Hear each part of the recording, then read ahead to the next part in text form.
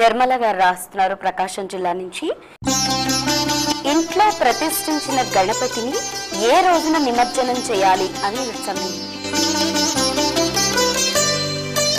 ఇంట్లో పెట్టుకున్నటువంటి గణపతిని మనం సాధారణంగా భాద్రపద శుక్ల చతుర్దశి అనంత పద్మనాభ చతుర్దశి నిమజ్జనం చేసేటువంటి రోజు.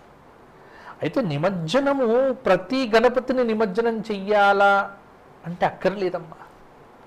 ఇప్పుడు నిమజ్జనం అనేటువంటిది ఎందుకు పెట్టారు అంటే బాలగంగాధర్ తిలక్ గారు పెద్ద పెద్ద గణపతులు పెట్టి విగ్రహాలు పెట్టి ఆ వీధుల్లో పెట్టినటువంటి విగ్రహాలు మనం ఇంట్లో పెట్టుకోలేం కాబట్టి వాటిని చెరువులోకి తీసుకువెళ్ళి నిమజ్జనం చేసే సంప్రదాయం పెట్టారు.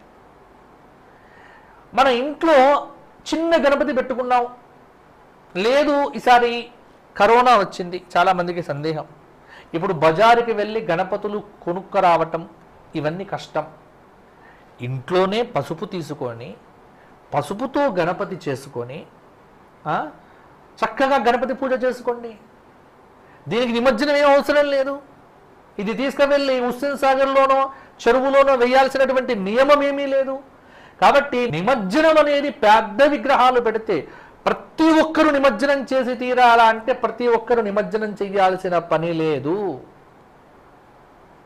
ఒకవేళ ఇంట్లో చెక్కతో చేసిన గణపతి ఉంది, అదే పూజ చేయండి, వ్రతం చేయండి. వ్రతానికి నిమజ్జనం ఎక్కడిది?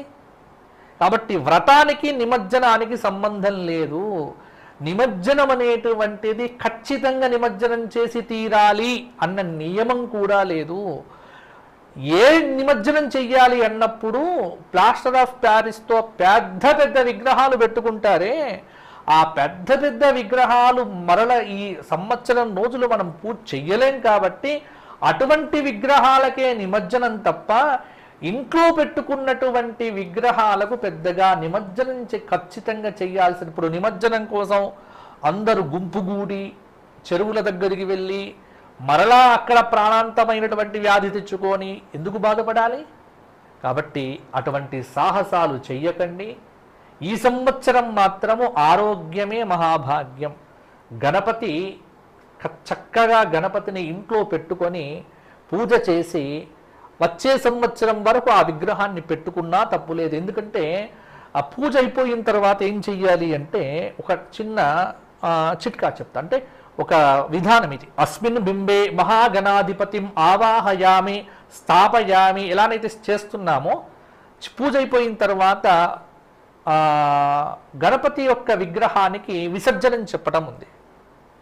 ఆ విసర్జనం చెప్పటానికి కూడా ఓ శ్లోకము ఓ మంత్రము ఏ పురోహితుడు అడిగినా చెబుతారు.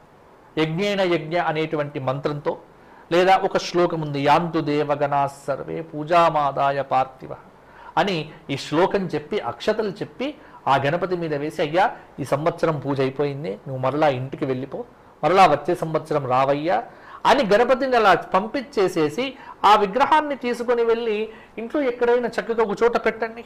ఇంక దానికి రోజు పూజ ఏమక్కర్లేదు, రోజు పూజ చేయాల్సిన పని ఏమీ లేదు. ఎందుకంటే ఆ విగ్రహం నుండి గణపతిని విసర్జించినాము, ప్రాణప్రతిష్ఠ చేశాము, గణపతిని విసర్జన చేశాము. ఇలా చేస్తే ఏమీ పర్వాలేదు. కాబట్టి ఇంట్లో పెట్టుకున్న విగ్రహాలకు నిమజ్జనం అనేటువంటిది కంపల్సరీ కాదు. ఇది మాత్రం మీరందరూ తెలుసుకోండి. పెద్ద విగ్రహాలకే నిమజ్జనము. ఒకవేళ చెయ్యవలసి వస్తే మొదటి రోజు కానీ, మూడవ రోజు, లేకపోతే 5వ రోజు, 7వ రోజు, 11వ రోజు, 9వ రోజు ఇలా చేస్తే ఏమీ ఇబ్బంది